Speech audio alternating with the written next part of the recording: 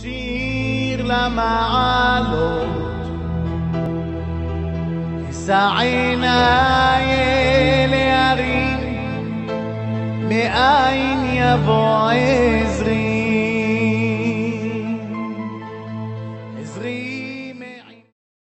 Vishut Moray Verabotai. Je sais qu'en France, il fait encore jour. Ici en Israël, il fait nuit. Je voudrais vous souhaiter à vous tous une bonne santé, la joie, la prospérité, la parnassa, que vous aurez, Be'ez Hashem, tous, le zéchout, le mérite d'être toujours proche d'Hachem, de HaKadosh Baruch Hu, et B'zchut Torah Kedusha, HaKadosh Baruch Hu, il vous donne bracha v'atzlacha. Aujourd'hui, on dit que le jour d'anniversaire de quelqu'un, surtout lorsqu'il atteint l'âge de 70 ans, il a beaucoup à remercier HaKadosh Baruch Hu. Moi, merci Hachem, Tov Leodot Hachem, on ne peut que donner des éloges et des louanges à HaKadosh Baruch Hu pour nous avoir permis d'être jusqu'à là, dans ce monde-là, faire Torah et Mitzvot, c'est ça le but. Le but, c'est pas récolter de l'argent, parce que l'argent, on les laisse là. Le but, c'est de faire Torah Mitzvot pour ce qu'on appelle Tzedal HaDerech, des provisions pour le long voyage. Et Be'ez Hashem, que ce long voyage, il viendra dans longtemps, si Dieu veut. Il faut pas être comme Bil'am, qui veut que Gan Eden. Bil'am, avec toute la richesse qu'il avait, était un homme, un grand rachat, mais c'est quoi qui l'a préoccupé? Et c'est ce qui l'a préoccupé après, le futur. Il voulait être à Gan Eden. Comme lui-même, il a dit, Tamut nafshi moti sharim viti hariti kamudo. Il veut avoir la mort de Yaakov Abino, de Abraham Abino, de Yitzhak Abino, de Adam Arishon, de tous les tzadikim, mais il veut vivre comme un ahmar, comme un âne dans ce monde-là. Or, finalement, il a perdu les deux mondes, et ce monde et l'autre monde. Vivre dans le passé, vivre au présent, et vivre dans l'avenir, le futur. Mais tout d'abord, il faut toujours penser là où vous êtes. Toujours. Mon père, Alav Shalom, il disait toujours le pasuk de David HaMelech, il disait Zvayom Beyomo. J'ai pas besoin d'argent pour demain. Hachem, donne-moi la parnassa pour aujourd'hui. Voilà, donne-moi pour aujourd'hui. Il y a beaucoup de gens qui étaient riches, aujourd'hui sont plus riches, alors ils pensent toujours au passé. Alors, ils vont rien que souffrir en pensant au passé. Non, au contraire, il faut penser au présent comme déjà pouvoir vivre. Et Hachem Yerahim, Dieu est grand. Il faut toujours demander ce qu'on a besoin aujourd'hui. Demain est grand.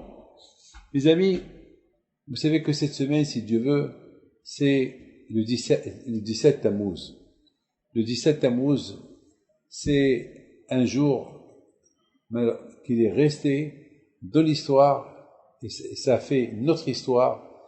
Il s'est passé que les ennemis ont encerclé Jérusalem depuis le 10 Tevet, et le 17 Tammuz, ils ont détruit les murailles de Jérusalem, et ils sont entrés à Yerushalayim, et pendant 3 semaines, ils ont fait beaucoup de dégâts, ils ont tué, ils ont violé, ils ont fait beaucoup de... Malheureusement, les 2 Beth Amikdash, et le premier et le deuxième, ont été marqués dans l'histoire juive. Ces 3 semaines-là, et vraiment, ce qui m'a le plus impressionné, c'est que les Juifs, ils savaient. Écoutez, lorsque quelqu'un il est malade, qu'est-ce qu'il fait? Il va chez le médecin. Si c'est un fumeur, le médecin il va dire, tu sais, tes poumons sont très fragiles. Alors, il faut arrêter de fumer. Sinon, voilà, je te montre les radios, voilà ce qui va se passer. Donc, ils vont lui donner un traitement. Il va s'en sortir. Mais si après il commence à prendre la cigarette, commence encore à fumer, à boire de l'alcool et tout ça. Et là, il met sa vie en danger. Lorsque les Israël, ils ont vu que le premier temple a été détruit à cause de l'idolâtrie. Alors, vous savez, l'idolâtrie, ça veut dire quoi? L'idolâtrie, ça peut être n'importe quoi. L'idolâtrie, ça peut être vénérer quelque chose plus que le bon Dieu. Vénérer de l'argent plus que le bon Dieu, ça s'appelle l'idolâtrie. Aimer le football, et tu mets le football en priorité avant les prières, ça s'appelle l'idolâtrie. Lorsqu'Hachem y voit que tu fais des sacrifices pour acheter une voiture, tu fais des sacrifices pour acheter une maison, et tu ne fais pas de sacrifices pour Hachem, pour la prière, ou pour les mitzvot, ou pour manger kasher, ça s'appelle l'idolâtrie. Ça veut dire, Ve'ahavta et Hachem Elokecha, on dit 3 fois par jour, aime Hachem, ton Dieu, B'cholevavcha pronashcha promeodecha. Il faut aimer Hachem de tout ton cœur. Il faut aimer Hachem, c'est tout. Et comment? Ça veut dire que, Bémet, lorsqu'il s'agit de l'argent, ah ben, j'aime Hachem plus que l'argent. Lorsqu'il s'agit de me faire gâter un peu, ou bien je gâte une mitzvah, il faut gâter la mitzvah avant de te faire gâter. Avec tout ton cœur. Si mon cœur, il désire quelque chose, il a envie de quelque chose, et il y a aussi, vous savez, il faut avoir envie de faire une mitzvah. Hachem, il est jaloux, hein. Lorsque Hachem, il voit qu'on a des envies pour manger, des envies, des sorties, et des envies on n'a pas une envie de faire une mitzvah, on n'a pas une envie de faire Shabbat, on n'a pas envie. Akash Baruch Hu, il s'énerve. Lorsque Akash Baruch Hu, il voit qu'on préfère, alors Akash Baruch Hu, il se dit comment? Avec tout ce que j'ai fait pour ces gens-là, eux, c'est ça comment ils me rendent. Akash Baruch Hu, il n'aime pas. Donc finalement, mes amis, tout ce qui peut être comme quelque chose qu'on préfère plus que la Kadosh Baruch Hu, plus que ça peut poser un problème. Lorsque les Israël, ils ont vu que le premier temple a été détruit à cause de l'idolâtrie. Et après, Hachem leur a donné une autre chance. Ils ont reconstruit le Beth Amikdash. Et encore une fois, ils avaient la haine, alors qu'eux, ils savent que aime ton prochain comme toi, c'est la base de la Torah. C'est-à-dire que Hachem, il s'en fout que tu étudies la Torah. Il s'en fout que tu fais mais lorsqu'Hachem, il voit que il n'y a pas l'amour du prochain, ben, c'est comme si tu n'as rien fait. Comme si tu n'as rien fait. Donc les bénis Israël, ils savent très bien que Akadosh Baruch Hu, il va s'énerver. Ce Beth Amikdash, il va se détruire. Au lieu qu'ils prennent conscience, ils ont été aveuglés. Par exemple, si on prend l'histoire de Korah, Moshe Rabbeinu a averti Korah, tu vas finir mal. Et malgré tout, il a continué sa guerre contre Moshe. Et à la fin, il est mort. Les Meraglim, les espions qui sont partis espionner, ils ont vu que avec Moshe on rigole pas. Et à la fin, Moshe Rabbeinu, Yeshua et Caleb, ils les ont avertis, arrêtez de critiquer, et soyez sages.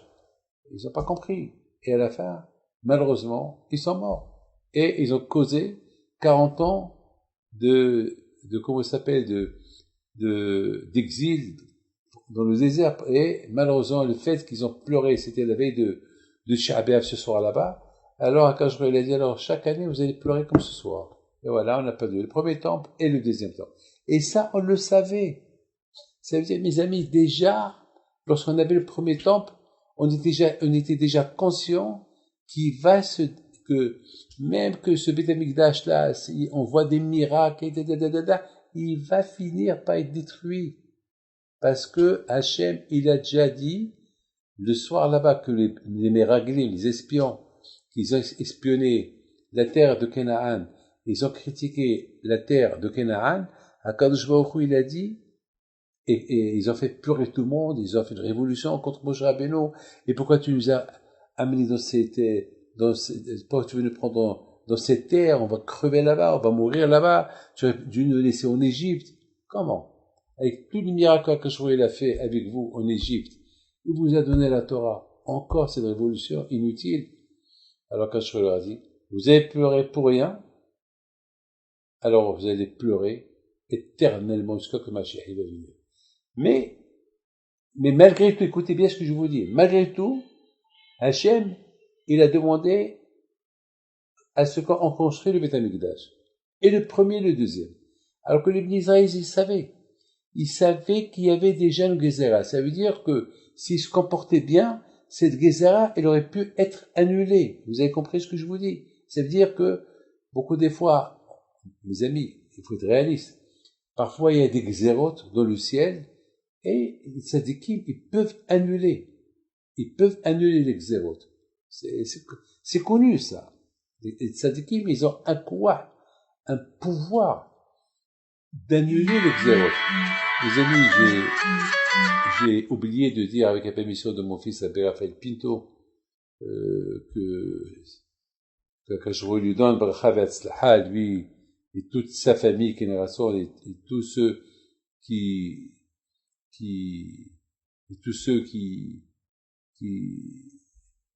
aiment la Torah, que je leur donne la bracha, génération.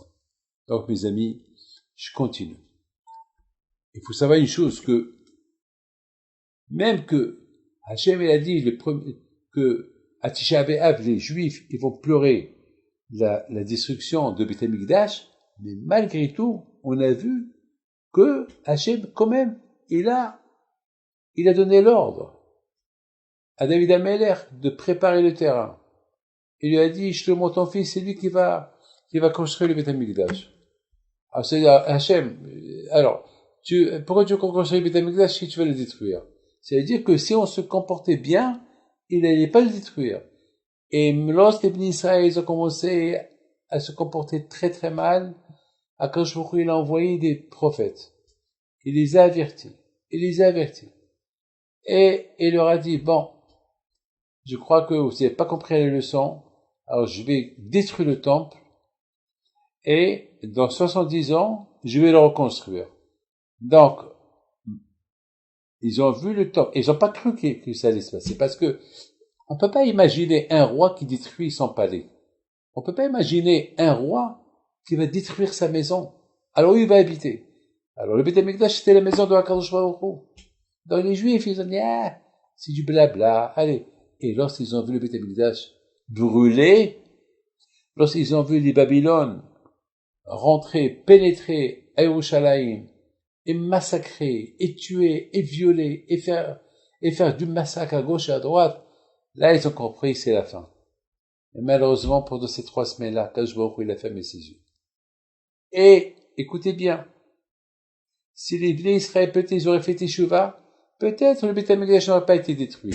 Peut-être, qui sait, who knows, qui sait. Mais, malheureusement, ils ont accepté, c'est comme, ils se sont donné une idée, bon, c'est la fin.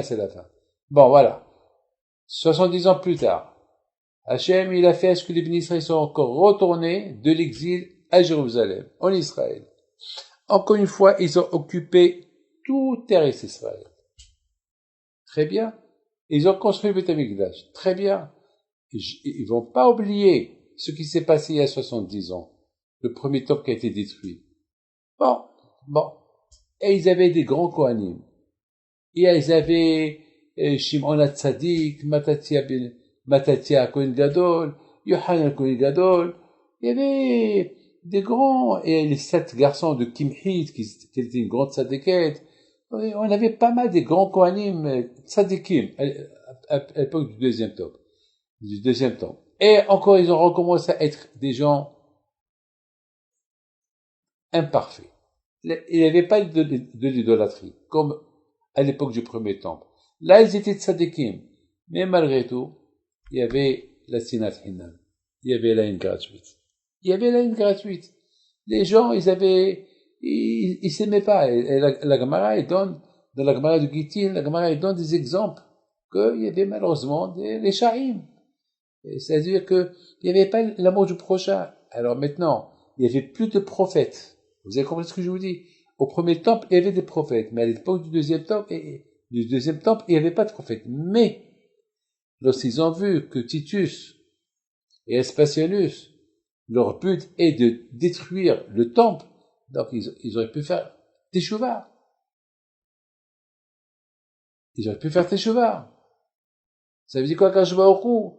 Ils pouvaient. Il paraît qu'il y avait, la Gemara, elle raconte qu'il y avait un qui s'appelait Rabbi Tzadok. Sur Rabbi Tzadok, il a jeûné 40 ans. 40 ans, il a jeûné pour que le temple ne soit pas détruit. Et malheureusement, le temple, à la fin, a été détruit. Ça veut dire, Rabotai, quelque part, c'est de notre faute. On est têtu. C'est tout. Il faut être réaliste, on est têtu.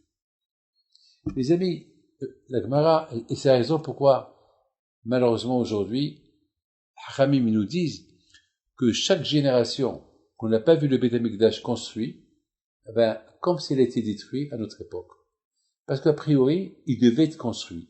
Surtout maintenant, ça suffit, c'est trop long. Entre le premier temple et le deuxième temple, il n'y avait que 70 ans d'écart pour que le deuxième il soit construit. Mais maintenant, depuis le deuxième qui a été détruit jusqu'à maintenant, on est presque à 2000 ans.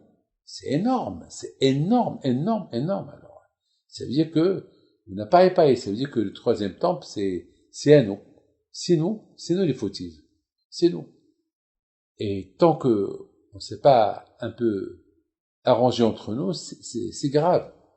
Vous savez, malheureusement, j'habite en Israël et ça me fait de la peine de voir que il y a des frictions entre religieux et non religieux. Malheureusement, ça me fait de la peine. Alors que moi, j'ai grandi moi, je suis quelqu'un, j'ai pas de problème avec personne. Moi, j'ai pas de problème. Moi, Baruch Hashem, j'aime tout le monde.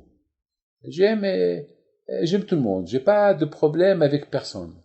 Et ça me fait de la peine de voir qu'il y a cette friction. Et parfois c'est sinat hinam, parfois c'est la haine gratuite, parfois ça s'appelle une haine gratuite, alors qu'on sait très bien, on doit être conscient qu'on est maintenant à l'époque de se construire, et malheureusement, il y a cette haine gratuite. Mes amis, écoutez très bien.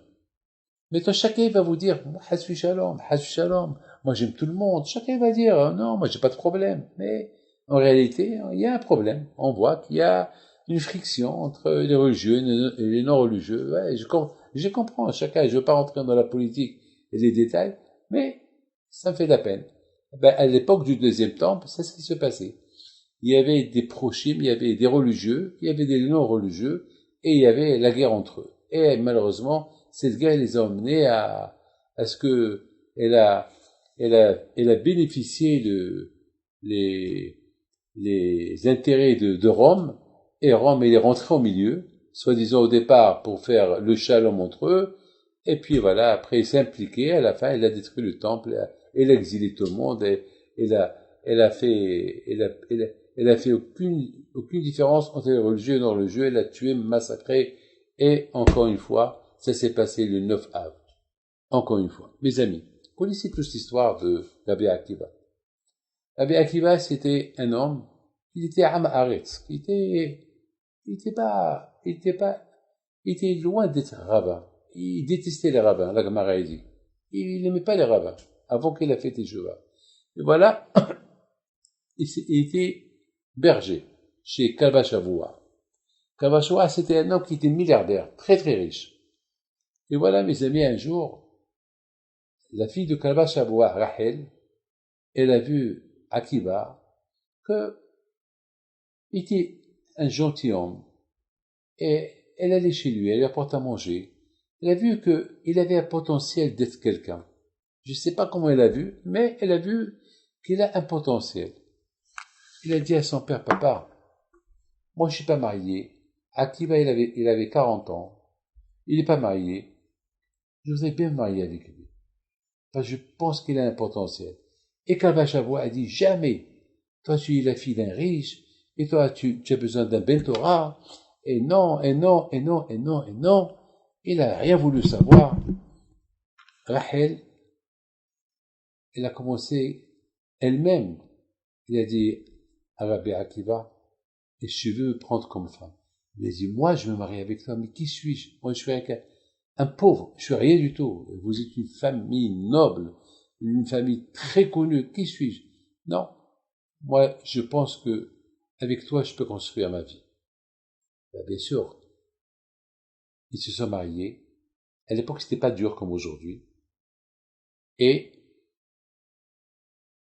le père de Rachel, il a déshérité sa fille. Et bien sûr, il n'a pas été à son mariage. Et elle qui était riche, elle qui vivait dans un palais, là, elle était obligée de s'exiler, habiter comme une femme pauvre. Ils ont vécu comme des pauvres. Et ils ont eu un enfant.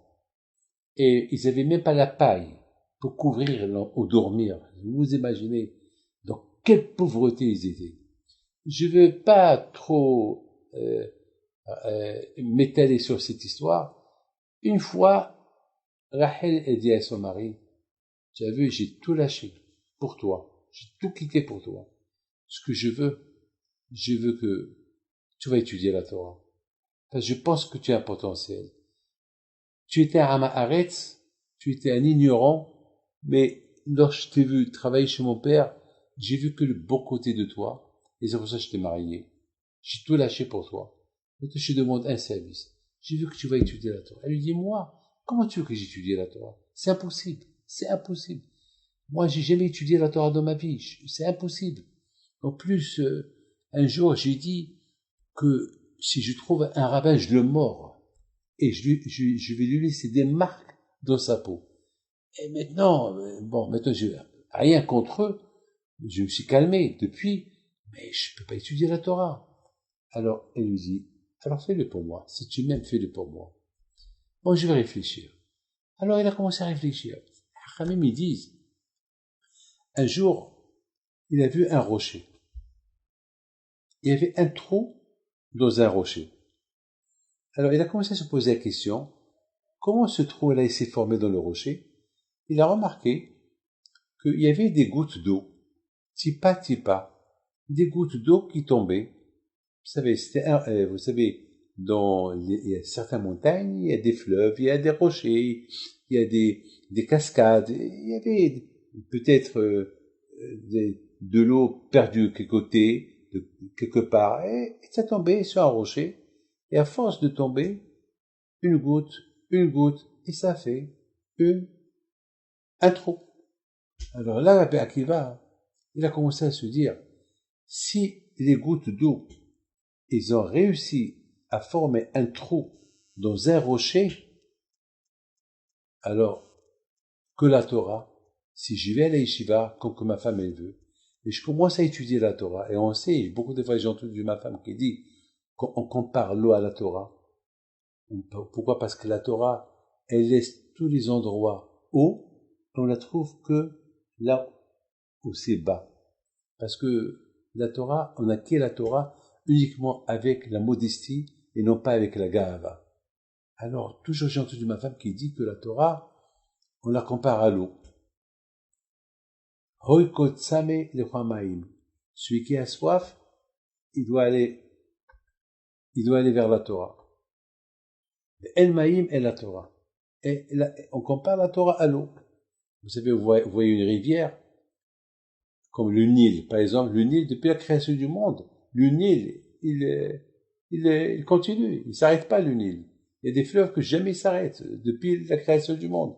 Par exemple, regardez la merveille les chutes de Niagara au Canada. Ces chutes-là, c'est l'une des merveilles depuis la création du monde. Ça existe depuis la création du monde. C'est une merveille, c'est une nature que Hachem a créée à la création du monde. Donc, mes amis, vous savez, l'eau jamais s'arrête, ça coule. On compare la Torah à l'eau. La Torah aussi. Lorsque tu commences à étudier la Torah, elle coule, jamais elle s'arrête. Et même Moshe Rabbeinu, il a cru Moshe Rabbeinu avoir connaître tout, et il y a la Torah qu'on lit dans ce monde-là, et il y a la Torah qu'on lit dans l'autre monde. Donc la Torah c'est l'infini. La Torah c'est l'infini. Parce que dans l'autre monde, c'est pas la même Torah qu'on étudie ici. Là-bas, on la comprend d'une autre manière. Parce que dans l'autre monde, si la Torah ici dit ne mange pas le cochon, et tu vas étudier la Torah là-haut, ne mange pas le cochon, et là-bas, il n'y a pas de cochon. Là-bas, il n'y a pas, alors quoi? Donc, la Torah, elle a une autre dimension, comment on la comprend dans l'autre monde. Donc, la Torah, donc, Rabbi Akiva, il a compris que, Donc, je vais me donner un essai. Mes amis, je vous pose des questions.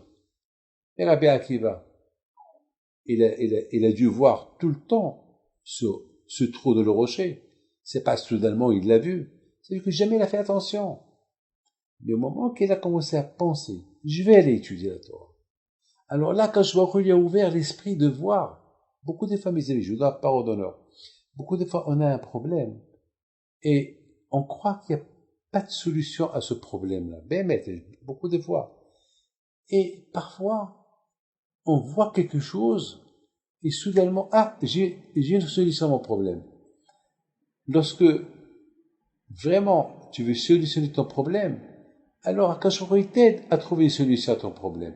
Rabbi Akiva, au départ, pour lui, il aimait Rachel. Pour lui, c'est se marier avec Rachel. Maintenant, il a un problème. Rachel, il veut qu'il va étudier la Torah. Il n'a jamais pensé à ça. Peut-être il n'aurait pas accepté. Peut-être, au départ, s'il aurait dit, je veux que tu étudies la Torah, peut-être il aurait dit, non, c'est pas pour moi la Torah. Mais maintenant qu'il est marié avec elle, il a des enfants avec elle, et maintenant, elle veut qu'il va étudier la Torah, il a commencé vraiment à réfléchir, et pourquoi pas, mais je suis à Amaritz, mais pourquoi pas. Alors, lorsque Hachem, il a commencé à voir que Rabbi Akiva, il s'intéresse à la Torah, quand je vois où il a ouvert les portes. Vous savez, mes amis, avec ce corona, il y a beaucoup de gens qui ont étudié la Torah, ce qu'ils n'ont jamais étudié pendant toute leur vie. Pourquoi? Parce qu'avant, ils ne se sont pas intéressés. Parce qu'avant, ils n'ont pas cherché. Ils savent qu'il y a des cours de Torah là, ils savent qu'il y a un cours de Torah là, ils savent. Et c'était pas pour eux. Beaucoup de fois, le rabbin commence à parler du Shabbat, et eux, ils vont sortir, aller prendre un café ou la boucha quelque part, et voilà, pourquoi? Parce que la Torah, ne les intéresse pas. Mais depuis, quand il y a eu ce confinement de quelques mois, alors là, ils ont commencé à s'intéresser. Alors, une fois qu'ils ont commencé à s'intéresser, là, ils ont commencé à trouver goût à la Torah. Au moment qu'on s'intéresse à la chose, il y a beaucoup de gens qui ne s'intéressent pas au mariage. Ils disent, je suis jeune. Et parfois, ils voient qu'ils commencent à prendre l'âge. Alors là, ils commencent à s'intéresser. Alors là, avec un peu d'espoir, ils vont trouver la fille qu'il leur faut. Mes amis, dans la vie, il faut toujours s'intéresser pour avoir la chose. Lorsqu'on s'intéresse, on l'a. Écoutez très bien. Il y a un rabbin qui a dit une belle phrase. Il y a un rabbin qui a dit, on va imaginer maintenant qu'on va prendre un rocher et on va prendre 1 million de litres d'eau et on va le verser sur ce rocher-là. Vous croyez que ce rocher-là, il va faire un trou? Jamais. Jamais. Pourquoi? Parce que le rocher, il a besoin d'une goutte, parce que la goutte, elle tape le rocher. A priori, on peut même pas imaginer que ça va faire un trou là-bas. Mais à force que chaque coup, il tombe avec une puissance à sa grandeur, eh ben, doucement, il va quelque chose se former de là-bas. Eh ben, à Rabotaï, il y a beaucoup de gens qui n'ont vu aucun devenir un tzaddik d'un seul coup. Il faut toujours, on dit, Yerchou mehaïl haïl. Celui qui veut réussir, il peut pas, beaucoup de gens, lorsqu'il y a eu le Dafayomi, lorsqu'il y a eu en Amérique des gens qui ont vu comment les gens, ils ont rempli un stade, 100 000 personnes, 30 000 personnes ici. Alors, du coup, ils ont dit, ça y est, on va commencer à étudier. Mais, malheureusement, après une semaine, ils se sont un peu découragés. Ils se sont découragés. Pourquoi? Parce qu'ils veulent, ils veulent faire comme Nahshon ben Aminadab. Vous savez que même Nahshon ben Aminadab, lorsqu'il était le premier, lorsqu'Hachem il a dit au Israël, avancez vers la mer. Alors les Juifs, ils avaient peur. Mais Nahshon ben Aminadab, qu'est-ce qu'il a fait? Il est parti. Il a dit, Moshe l'a dit, il faut aller vers la mer. Alors, mais il a avancé doucement. Il n'a pas couru et se jeter. Non, il allait jusqu'à que l'eau est arrivée à ses pieds. Après, il a continué jusqu'à que l'eau est arrivée à la moitié de son corps. Après encore, il a continué un peu. Et à un moment donné, il est arrivé à la gorge. Il a dit, bon, je vais continuer encore. Et lorsqu'il est arrivé à la bouche, il a dit, Hachem, qu'est-ce que tu veux que je me suicide? Là, la mer s'est coupée. C'est-à-dire, à Bretagne, il faut toujours s'intéresser. Il faut s'intéresser. Rabbi Akiva tant qu'il ne s'est pas intéressé à la Torah, il était loin de la Torah. Au moment qu'il a commencé à s'intéresser à la Torah, alors quand je lui ai ouvert les yeux, il a ouvert les yeux. Parce que ce rocher-là, il le voyait tout le temps. Parce qu'il était un berger. Donc il le voyait tout le temps. Ne me dites pas qu'il l'a pas vu. Il le voyait tout le temps. Mais jamais il s'est intéressé à la Torah. Donc ce rocher, ça fait ni chaud ni froid. Mais au moment qu'il a commencé à s'intéresser, à faire plaisir à sa femme, au départ, c'est pour faire plaisir à sa femme. Pourquoi pas? Alors là, quand je lui ai montré, il a ouvert les yeux, il a vu ce rocher-là, il a commencé à voir. Il est mouillé, il y a un trou au milieu. Comment ce trou s'est formé? Ah, il voit tipine, ça veut dire des gouttes qui tombent. Et là, quand il lui a donné l'idée que comme ce rocher-là qui est aussi solide qu'une pierre, et à la fin, des petites gouttes, ils ont formé un trou, la plus forte raison, ta tête. Ta tête, c'est rien qu'un cerveau. Et là, il s'est intéressé là, il va chez sa femme.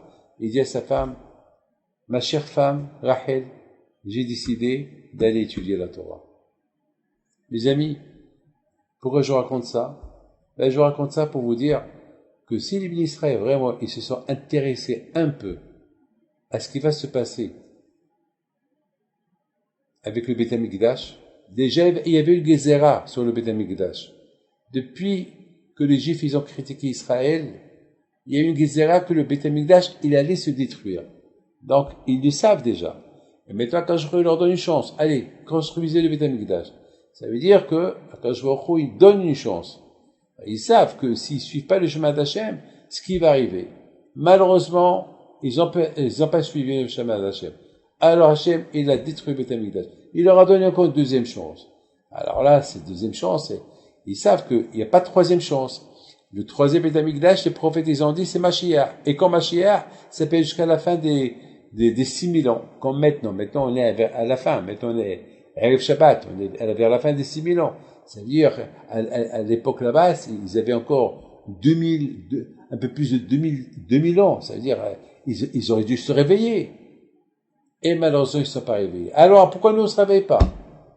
Alors, maintenant, on sait que Mashiach est, alors vous savez, il y a quelqu'un qui m'a dit une fois, oh, Rabbi David, puisque toujours vous parlez de Mashiach, et puisqu'il va venir, alors c'est pas la peine qu'on se prépare, et de toute façon, qu'on soit des Rechaim, on soit des Tzadikim, Mashiach, il va venir. Je dis, mon fils, tu sais pas, que Mashiach, il viendra sans faire de dégâts, si on est Tzadikim. Mais si on ne suit pas le chemin d'Hachem, on va souffrir pour le voir. Bah ça, je savais pas. Et bon, voilà, je te dis. Les amis, il faut savoir une chose. Que cette semaine, c'est du 17 Tammuz. Cette semaine-là, ça nous remet un peu tous en question. Réfléchissez un peu. On a vu, moi maintenant, j'ai 70 ans, et j'ai réfléchi aujourd'hui. Ça m'a un peu choqué, parce que, je l'ai pas ici. Le collège de Ranana, ils m'ont offert un tableau avec toutes les institutions qu'il y a, comme celui-là que vous voyez ici derrière moi. Mais dans ce tableau, c'est écrit là-bas 70. Ça veut dire, voilà ce que Rabbi David tu as achevé. Tu avais fait cette yeshiva, tu as fait cette yeshiva, là tu construis, et il y a encore un tu vas construire, il y a aussi à Ashdod, et voilà, 60. Mais, vous savez, en voyant les 70 ans, ça m'a choqué. Je ne voudrais pas ordonner ça. Je dis quoi, j'ai 70 ans, alors que moi je me sens jeune, je me sens bien, Baruch Hashem. Et j'ai dit quoi? Ça, je vis 70 ans. C'est pas je suis comme si j'ai Ani Ben Shiv'im Shana. C'est passé si vite. Et j'ai commencé un peu à remonter depuis que j'étais jeune, ce que j'ai fait dans ma vie. Ma jeunesse, à Essaouira, depuis l'âge de 4 ans, 5 ans, les bêtises que j'ai fait. Après, je suis parti à la yeshiva, et d'une yeshiva à l'autre. Et j'ai passé presque une bonne partie de ma vie, presque 11 ans, 12 ans à la yeshiva. Et après, j'avais des problèmes. Qu'est-ce que je vais devenir? Est-ce que je vais devenir quoi? Ça y est, il faut que je sorte, il faut que je me marie. Et je ne veux pas être rabbin. Et je préfère être comme tout le monde. Et j'ai un peu tracé ma vie. Et à un moment donné, j'étais entre devenir rabbin ou devenir commerçant ou travailler chez quelqu'un. Et d'ailleurs, j'ai commencé même à travailler. J'ai commencé même à chercher du travail. Et j'ai commencé à... J'étais un peu perdu, jusqu'à que... Une fois, j'ai demandé à mon père, papa, qu'est-ce que tu me conseilles? Et mon père me dit, David, qui va suivre le chemin de Rabbi Haïm Pinto? Je lui dis, papa, pourquoi moi? Il y a Rabbi Haïm, mon frère. Et j'avais encore des frères qui étaient jeunes. Eux, moi, ne compte pas sur moi. Il me dit, mais tu sais, David, que le bon Dieu t'a sauvé ta vie. Que des fois il a sauvé ta vie, c'est vrai. Beaucoup de fois, le bon Dieu a sauvé ma vie lorsque j'étais jeune. Et en plus, Hachem, il a sauvé ta vie, et spirituellement, et matériellement, et physiquement. Tu peux pas faire comme ça au bon Dieu. Hachem, il veut que tu deviens, il veut que tu suis le chemin de Rabbi Haïm Pinto. Et après, il y a quelqu'un qui me dit que papa, il lui a dit que lorsque je suis né, il arrivait à Rabbi Haïm Pinto. Il lui a dit, ce David-là, il va suivre le chemin. Mais il ne me l'a pas dit mon père. Mais il a dit à des autres, mais à moi, il ne m'a jamais dit. Jamais. Il a dit à Mardoché Knafo, il a dit à Eliezer, il a dit à plusieurs personnes. C'est après que les gens ils me l'ont dit, lorsque j'ai pris le chemin de mes grands-parents, c'est là qu'ils me l'ont dit. Mais tant qu'ils n'ont pas vu quel chemin je vais prendre, ils ne me l'ont pas dit. Entre-temps que j'ai su ce que mon père leur a dit, mon père est mort. Alors, je n'ai jamais posé cette question, mais tout ce que je peux vous dire, c'est qu'une fois mon père m'a dit, David, tu vas voir, tu vas venir chez moi un jour, et tu vas à ma tombe, comme ça il m'a dit, et tu vas me dire merci. À cette époque, j'ai dit merci à papa. Merci pourquoi? Merci de m'avoir envoyé à la yeshiva, je n'ai pas vu, mais les plus belles années de ma vie, j'étais pas à la maison, et pour lui dire merci pourquoi.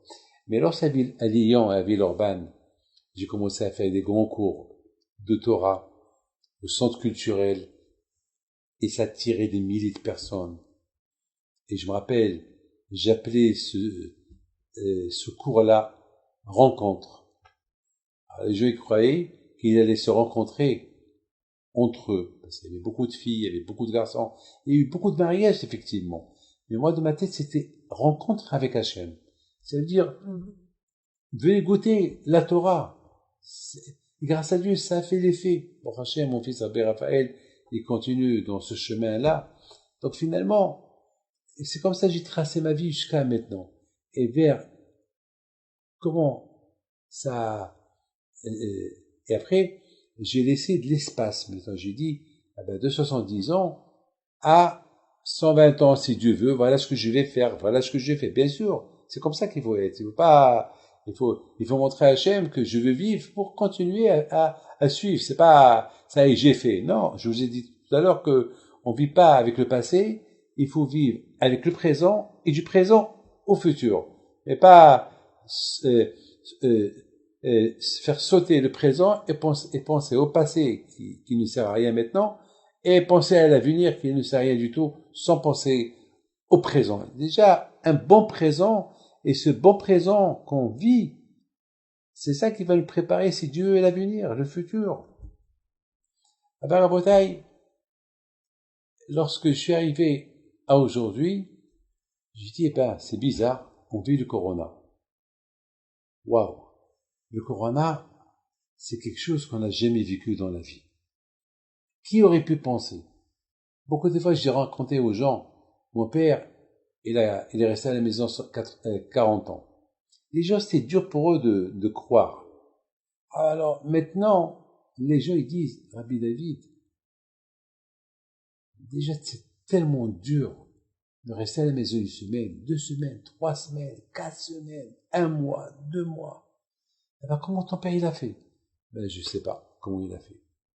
Je sais pas comment il a fait, mais il a fait.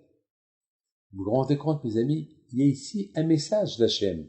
Ce corona, c'est pas du n'importe quoi.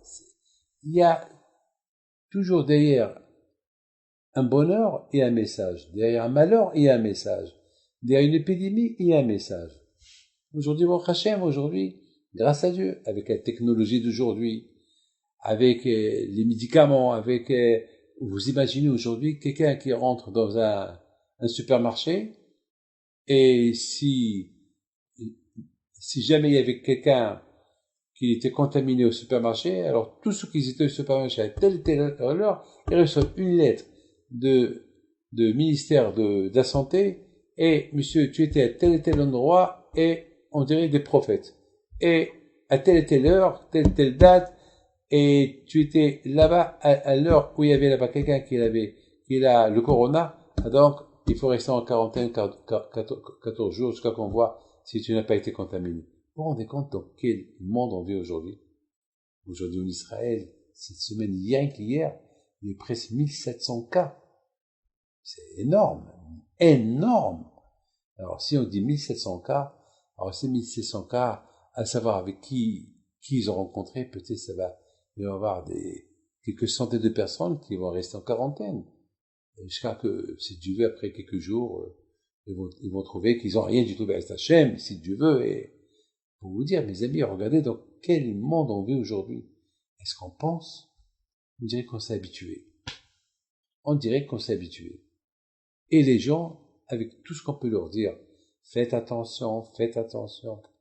Aujourd'hui, dans le journal d'aujourd'hui, j'ai lu qu'en Israël, il y a plus de cas qu'en Europe, par jour.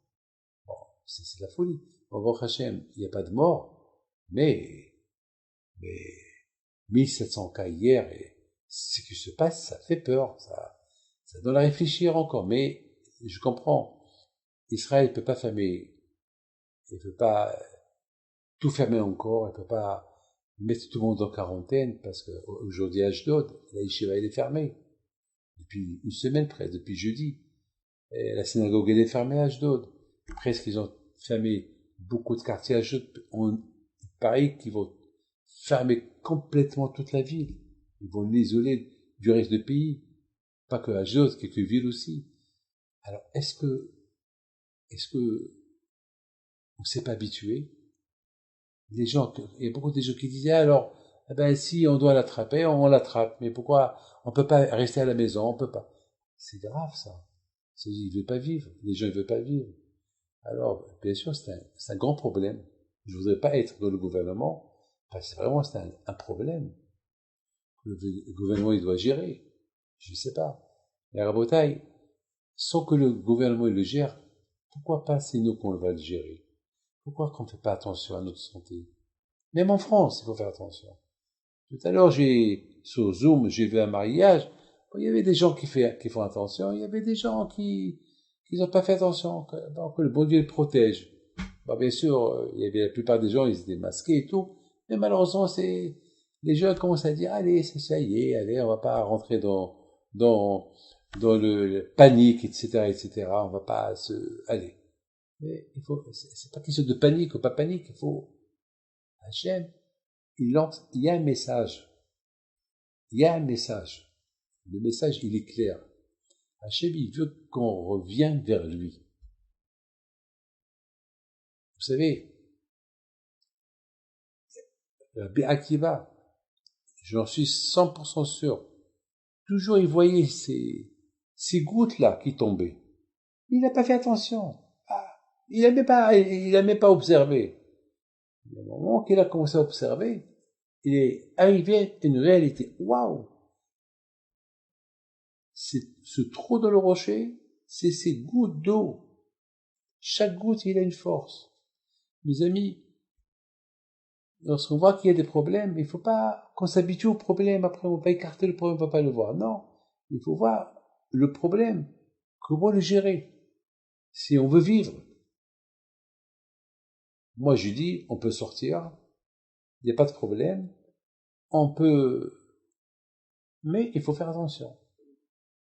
Vous savez, il y a des gens qui ont des symptômes, ils ne veulent pas aller faire un check-in. Pourquoi? Parce qu'ils disent, ouais, ici on trouve que j'ai le corona, et ils vont m'enfermer, et tout le monde va s'éloigner de moi, et tout le monde va m'accuser parce que, pas grave.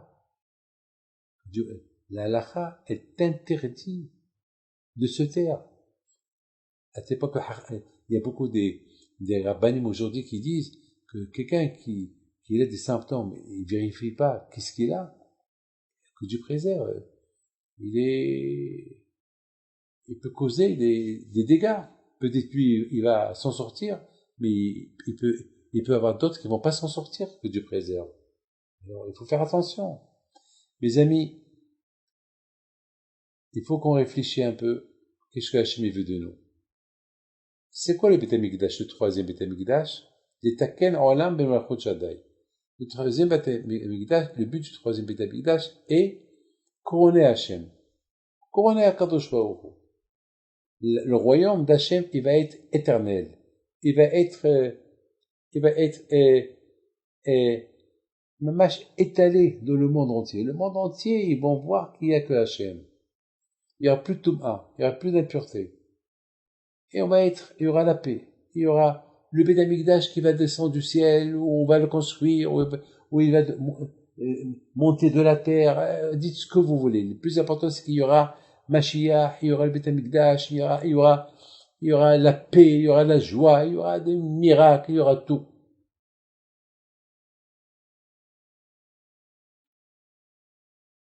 Et ça, tout le monde le sait. On a l'émouna, ani ma'amin, be'emouna shelema, ani ma'amin, betihiyat al-mitim, ani ma'amin, toujours on dit ani ma'amin, je crois, et je crois, et je crois. Vous savez, lorsqu'on dit je crois, ça veut dire qu'on jure. J'ai vu dans un qui dit, lorsqu'on répond amen, amen, ça s'appelle jurer. Je jure que je crois en Dieu. Je jure que Hachem c'est le grand. Que le nom d'Hachem il soit grand. Amen. Amen, ça veut dire je jure. Vous vous rendez compte? Ça veut dire, Anim Amin, je jure qu'il va y avoir le Beth Amikdash. C'est une conviction. Mais pour qu'il y ait le Beth Amikdash, il y a une préparation. Alors, ou c'est une préparation qui peut venir dans le calme, dans la tranquillité, dans la joie, ou bien c'est une préparation qu'elle va venir sous forme de corona et pour qu'on fête, mais on s'habitue. Il ne faut pas qu'on fait la bêtise qu'ils ont fait nos parents. Ils sont habitués au Beth Amikdash. Le premier, il a été détruit. Après, le deuxième a été construit. Ils se sont habitués à lui. Après, le deuxième a été détruit. Et maintenant, on dirait qu'on est bien. On s'est habitué à l'exil. Non, Hachem, il veut sa couronne. Il veut sa couronne. Et peut-être c'est ça le message du corona. Il veut sa couronne. Donc, Be'ezat Hachem, on dit à Hachem, on te la donne. Il n'y a pas de problème. Alors, à Botaï, aujourd'hui, je vous bénis, que le bon Dieu vous protège, vous donne la parnassa, la santé, la joie, la prospérité pour la communauté juive de Marseille, la communauté juive de Lyon, les Shiva, nos amis, et je prie à Kadosh Baruch Hu qui vous donne la bracha, la tzlaha, la santé et la joie, Be'ez Hashem, que vos prières, ils sont écoutées chez Hashem. N'oubliez pas que demain soir, si Dieu veut, c'est l'Aïloula de Rahim HaKadosh Alav Shalom. On va tout faire pour être présent à cette Aïloula, mais parce qu'en Israël, ils ont fermé l'accès parce que le gouvernement israélien ne veut pas qu'il y a beaucoup de pèlerins, parce qu'il y a des milliers de personnes qui vont là-bas. Donc, ils vont faire comme qu'ils font partout. Peut-être qu'il y aura quelques personnes. On va voir comment on va faire, si Dieu veut. Mais déjà, on a envoyé quelqu'un là-bas aujourd'hui pour prier pour vous tous. Parce que on sait que c'est demain que ça va être le plus dur. Bon, on va voir. peut-être, on va voir. On est en train de tout faire pour respecter le rendez-vous qu'on a avec du Tzaddik Rabbi Haim Ben Attar. Et si Dieu veut, mercredi prochain, ce mercredi après-demain, c'est le grand pèlerinage de si Dieu veut, de Ma'arat HaMarpela. On va avoir quelqu'un sur place, chez Avraham Avinu, chez Yitzhak, chez Yaakov, chez Sarah, chez Léa, chez Rivka. Bon, Rachel, on l'a déjà vu cette semaine, il est pas à Ma'arat HaMarpela. Et on va tout faire, Be'ez Hashem, pour compris, à Ma'arat HaMarpela. Et peut-être, j'ai une surprise, je peux pas vous dire, Be'ez Hashem, pour mercredi soir. Voilà, je vous souhaite à vous tous une bonne santé, que le bon Dieu vous protège, et vous donne la santé et la joie, la prospérité, et qu'on va tous Mashiach, Bimra B'Yamin Amen Kiratzon. אדוני ישמור צאתך ובואך מעתה